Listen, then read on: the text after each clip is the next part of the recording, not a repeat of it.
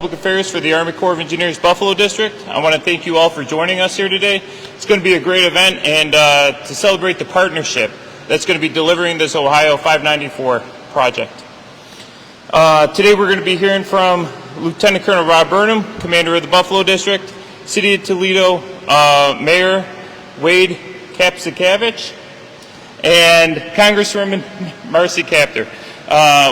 After we hear remarks, we'll all sign the poster, pose for pictures, and after that we could break.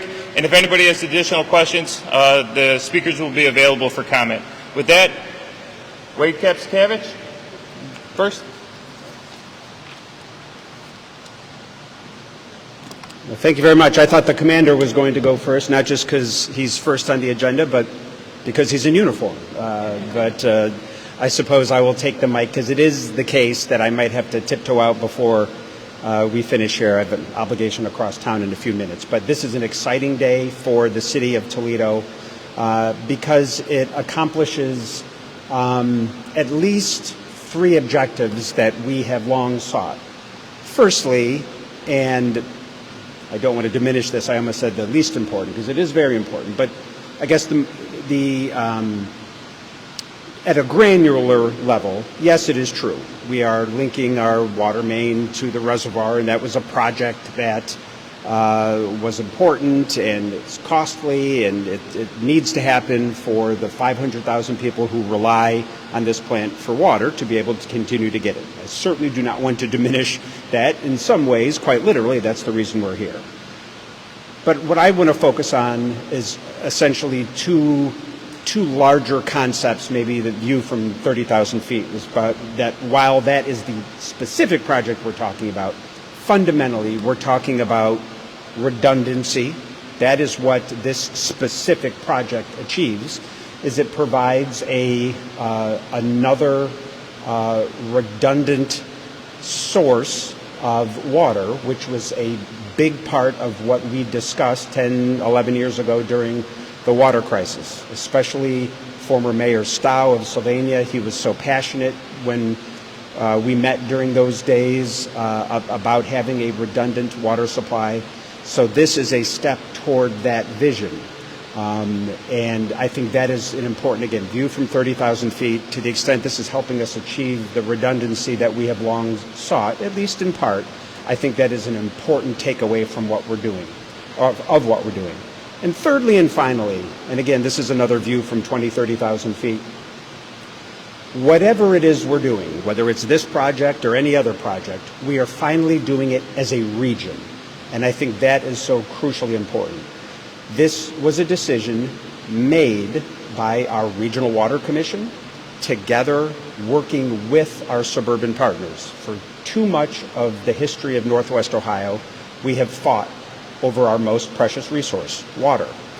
The fight is so intense, has been so intense over the years, that the city of Oregon literally only exists because of that fight. Back in the 50s, the folks living in that little unincorporated part of our community wanted Toledo's water. Toledo said, sure, you can have our water if you decide to join the city of Toledo. And the citizens there said, the heck with you, we're going to build our own water plant and form our own city.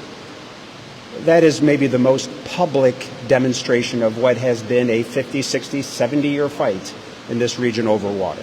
We finally decided as a region that we shouldn't be fighting over our most precious resource. We should be working together. We should be sharing in those decisions. That's what the Regional Water Commission achieved when we formed that in 2018, 2019.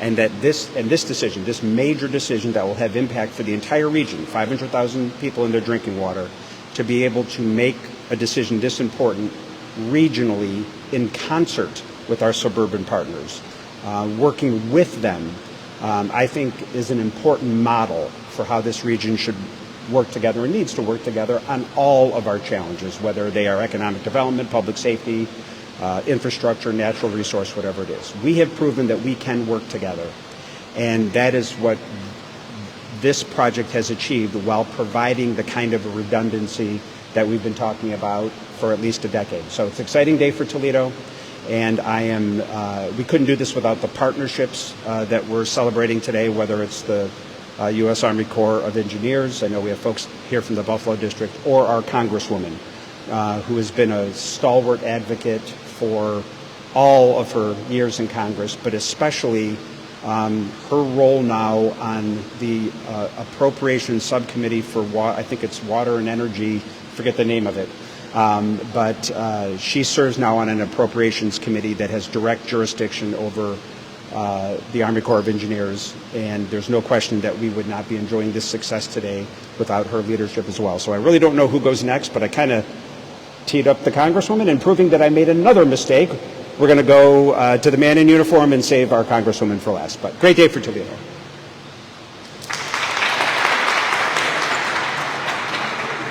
Hey, thanks. And before I get started, I'll just pick up where the mayor left off as far as the partnerships. This is the best part of my job. I love coming out here, seeing the potential, seeing what we're going to do, how we're going to do it. And for me, as an organization, from the Corps of Engineers perspective, this is what we like. We're doers. We're engineers. We're scientists. We like to get out there and get things done, but we can't do it by ourselves. We need the partnerships. We need to have that relationship, the great relationships that we have with your staff, Mr. Mayor, with the folks here in Toledo. This is how we get things done, though, is just that partnership piece. But I'm excited because this is the largest project that we've ever supported through the Corps of Engineers Ohio Environmental Infrastructure Program. We call it OEI.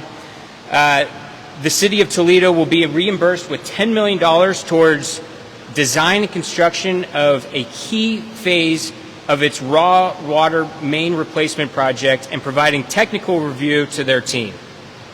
But for the Corps of Engineers, this is more than just a reimbursement for costs. It's an investment in Toledo and to the region's future. It's more than just an opportunity to help provide safe, reliable drinking water. It's a chance to serve the nearly 500,000 people who depend on this critical infrastructure every day. And it's more than just a time that we stand alongside partners and stakeholders. It's part of how we deliver on our commitments to the health and development of the Great Lakes region. And so with all of this, we can never stand alone. We never stand alone with this. And I described it in the very beginning. This project is a prime example of the partnerships it takes to serve the community. And with that, I'd like to thank Toledo Mayor Wade Kapsakavich. Thank you, sir, for the opportunity to serve your residents and this region. Thank you to Doug Stevens, Director of the City of Toledo Public Utilities, and your entire team. You and your team are great to work with, and we look forward to continuing that relationship and building towards more success. And thank you especially to Congresswoman Marcy Kaptur for your dedication to the Great Lakes region, your support for the Corps of Engineers Buffalo District, and your backing of this vital project. Thank you. We're looking forward to helping deliver it. Thank you, SAONS, Building Strong.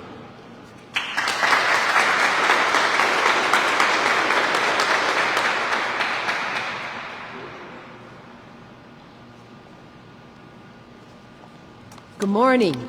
I don't know where the proper mic is. Thank you all for making the effort to be here today on such an historic moment. Thank you you will never forget it, okay?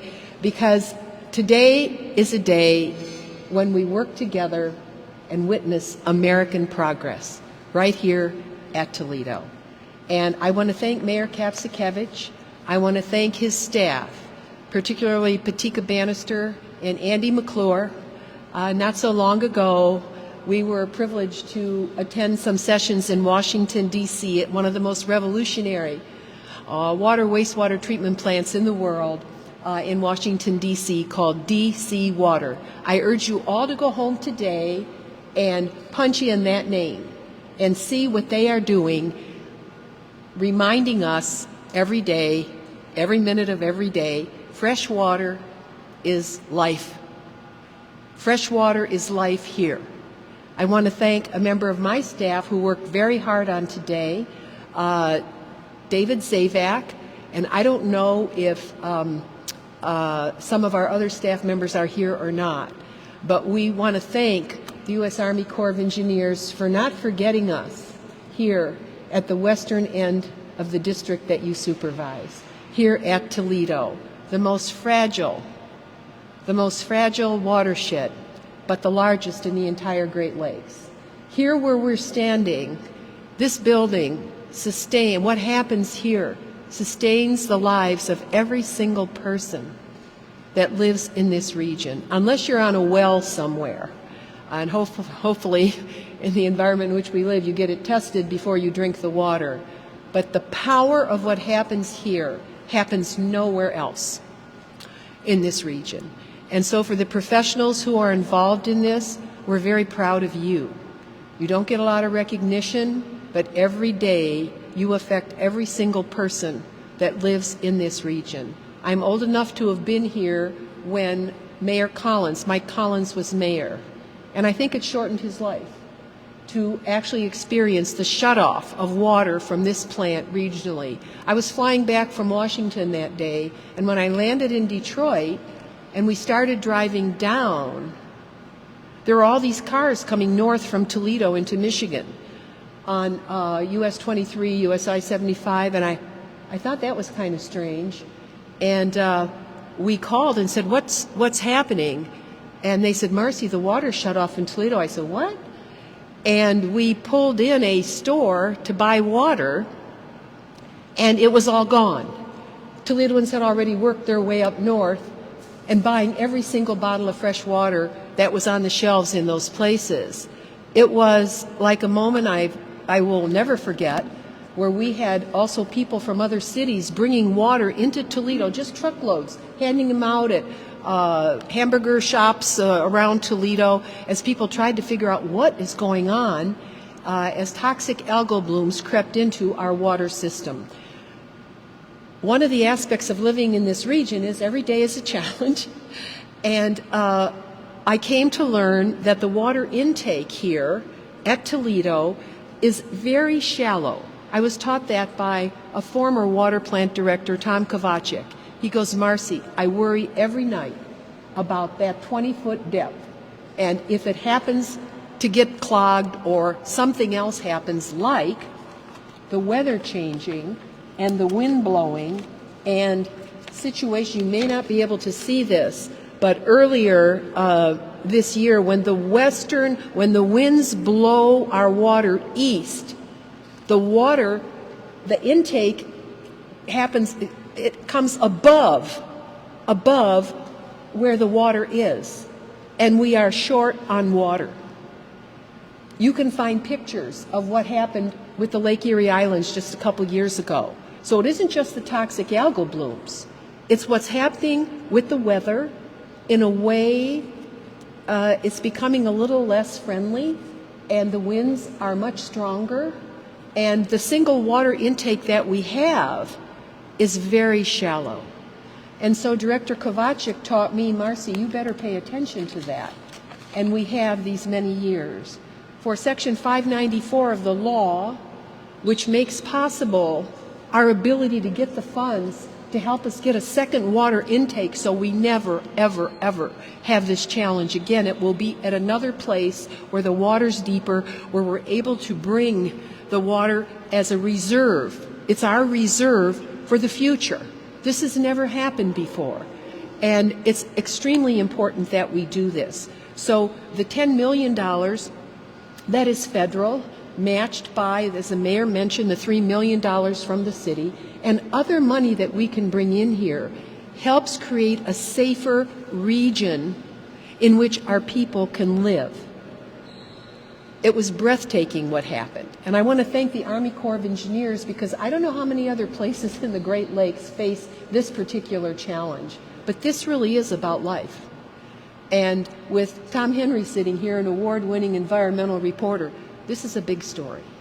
And we're going to start to engineer for the future. Not just for today, but for the tomorrows to come and the uncertainties of the weather and the climate. I'm very concerned. I was just up at the Sioux Lock. I can remember when we had ice boats on Lake Erie. How many people can remember that who are old enough? Nobody's old enough to remember that? Okay, that doesn't happen anymore. I learned to ice skate at Sleepy Hollow on Dorr Street. Dad and my uncle would take us down there, my brother. It was so wonderful. We learned how to, that pond doesn't freeze over anymore. And so the climate is changing, and the weather has become more fierce, right? Things happen, and I call them pancake clouds. I've never seen pancake clouds like we see today. They used to be cirrus nimbus. They look like cotton balls. Now they come over us, and it's like, what's that? And so if you're sensitive to meteorology at all, you know that our climate is changing. And here in the Great Lakes, Lake Erie is the shallowest of the Great Lakes. Some people think if we're not careful and we don't tend to the quality of water, it will turn into a swamp. We don't want that. We don't want that. And so we're working very, very hard, but it's difficult because Lake Erie is the shallowest of the lakes, and we have the most abundant agriculture. And so the phosphorus, dissolved reactive phosphorus that gets into the water, drains off. And it's legacy phosphorus. It isn't just from last year, because our farmers have tried to change their practices.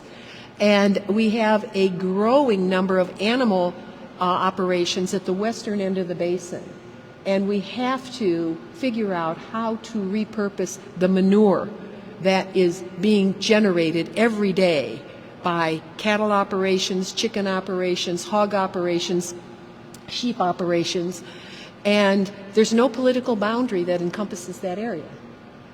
And so the quality of water is extraordinarily important. And this is the place, this is the hub of where we clean what then goes out into the infrastructure underneath that nobody can see, that allows us to live and to live here. So this is a really important moment in the history of Toledo. And I want to thank every single person here who never gets credit, okay? And Simon, I'm sure you were a part of this, right? All of you are the ones who are seeing the future. And I'll end with this. Nobody could have been more happy than this person, myself, than when I read in the newspaper, front page story, about Owens College having educated through the efforts of people here, you saw the need for backup staff, for new staff, younger people to move into this operation, and worked with Olivia Somerville, the president of Owens College, to produce the next generation of hydrologists and people who will work and operate this plant. We, as I said to Patika Bannister just now, we ought to be the hub for teaching that to every single water system in the country, to produce these new young people that are going to operate and give us even better ideas to manage water plants. And one final fact. In the city of Toledo, the biggest energy user is the water purification systems, the water wastewater systems. If you look at the bill, and I don't know what it is, but I need to know that, our taxpayer dollars that go to pay for their lives, okay? It's the most expensive cost of any community. Costs are going up. The public is paying more for water and energy. And with the artificial intelligence installations going in around Ohio, those bills are going to go up more unless we in political life can find a more equitable way to charge consumers. So there are going to be some ripples, political ripples, because of the artificial intelligence companies not paying their fair share of the load, in my opinion. This is a big issue for our consumers. And so the question for us is, how can we reduce the cost of producing power? How can we turn the largest consumer of energy into the largest producer of energy? How can the water, wastewater systems of our region transform? And I saw that transformation at DC Water, which is why I invited Patika and the staff here, Andy, to come and just see it. And what did we see? We saw a business plan at that water, wastewater facility. As you have installed solar here, but other inventions that have been installed in that plant, for example, where the sewage flows in to the sewage treatment plant, They have found technology to pull the waste thermal heat out of that flow of enormous material. And they have put it over several decades to come. And they are beginning to look at how to connect underground the various large buildings in Washington, D.C. to draw the waste thermal heat out of the sewers and put it into the operation of the building. They've designed the building so that it is net zero. They are not consuming power in their own water wastewater structure. It is amazing. It is amazing. I point out to you, go to their website, look at it, and think about the future. Tomorrow, if any of you are available and really are interested in this, and I hope some of you are, we are doing a major session tomorrow on what we're calling geoenergy. And we've invited our sister city engineers from Szeged, Hungary, along with engineers from Canada and here in the United States, over at the Great Lakes History Museum in the afternoon, to talk about what other ways can we invest in new engineering technologies in order to propel our region to invest in the kinds of technologies that will make us net zero. In terms of at our water wastewater plants, wouldn't the mayor be happy if he knew he didn't have to pay the electricity bills anymore? That in fact we found a way to power these facilities. And so we're gathering some of the engineers from around the world and our continent who are really thinking about this. And I'm hoping that that technology will be shared with you. And as we think about future investments, political leaders, whether federal, state, local, will invest in this kind of thinking so we have a plan going forward to truly revolutionize the water wastewater operations of major communities like our own. I thank you for your attention. I want to thank Colonel Burnham. Do you want to introduce any of the staff that's with you today so that we know who they are? They have a big responsibility. They're way over in Buffalo. Come up here. You are these are Americans who serve us every day, every day. When I was up at the Sioux, I was led around by, and without the Sioux locks, we would not be able to manufacture cars. We would not be able to manufacture steel. Those locks are so important to us. And the young colonel who's responsible for the work we are doing to create redundant locks up at the Sioux, which is the heart of the Great Lakes, said to me as we were looking at what was happening there, he goes, "Congresswoman, I'm building America." And I got choked up. I said, "Yes, sir, you are." And we're doing the same here today. So, Colonel, come and please introduce the staff that's with you. Thank you so much. Thank you for helping us. So I started this off, my portion, when I was saying the doers. We're doers, right? These are the doers. These are the scientists, engineers, planners, and we can't, as a district, do it without them. Dave, I'm going to start with you. He's our chief of plan, but if you would just say a little bit what you do and how you do it, and anything else you'd like to say, and then Amanda will go right to you, and then Darren. Sure, sounds good. Thanks for the opportunity. I'm Dave Schulenberg from the Corps in Buffalo. We handle our feasibility studies, our economic analysis, and our environmental compliance. So glad to contribute to this important project in Toledo in that way. Thank you. And I'm going to force them to say, and what about all the dredgings you take out of Lake Erie? The largest dredging budget in the entire Great Lakes region is here. We're stuck with all that material. How do you look forward on that? We're focused on beneficial use of dredge material in Toledo and across the Great Lakes in partnership with the Port Authority here in Toledo and the state agencies in Ohio like Ohio EPA and ODNR. And they are also cleaning up the atomic waste in Lucky, Ohio. We talked about that. Colonel, do you want to just give a timeline on that for those who are here? Yes.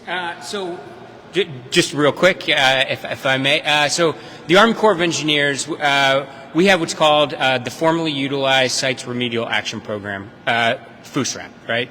That's the cleanup of the atomic era, Manhattan Project era sites.